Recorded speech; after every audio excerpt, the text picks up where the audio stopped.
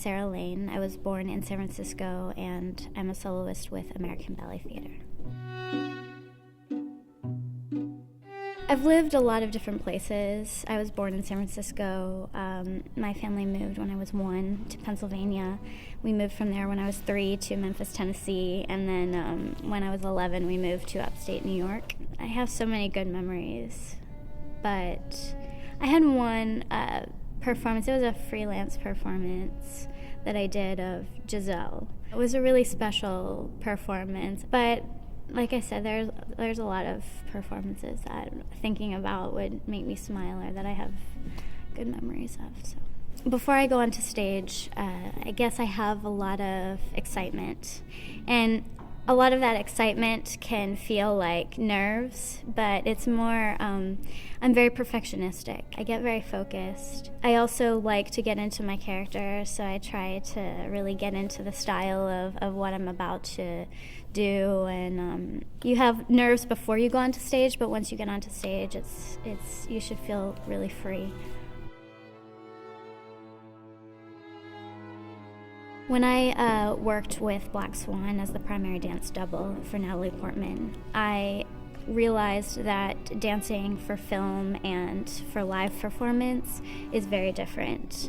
The challenge for dancing on film is that you never know when you're going to shoot. You can't be physically prepared or warm, and you shoot a few seconds of a clip over and over and over, so it's not very inspiring. Another part of the movie that was a little bit difficult was that all of the fouette turns that I had to do, and a lot of the other turns were to the left, and if you're a dancer, you know that it's pretty difficult and pretty awkward. So one day they did a shot that was really close to my feet. When I brought my foot out to do the rond de jambe for the fouette, the camera was about an inch away from my toe, so I couldn't move at all. I had to stay in the same spot.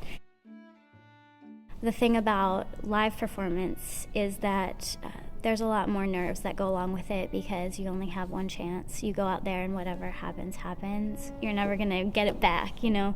And what you bring to the stage is I think, something very special in that moment. If you're planning on being a dancer, or you are a dancer and you have questions about how to keep yourself healthy, that's totally normal because everyone goes through that. It takes a lot of years. It took me a lot of years to find a balance of how to keep myself healthy. It comes with growing up too, that as you get older, you're able to have more of a perspective and keep the health of your body the biggest priority.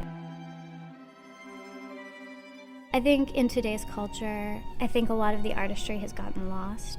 I do think it's incredibly important to educate yourself in the arts, in music, in dance. Those things can be so exciting too. There's just so much work and so much soul that has gone into what artists have to offer, and now audiences want to come and see more pirouettes or higher jump or like all of these tricks, and I don't think that is what ballet is.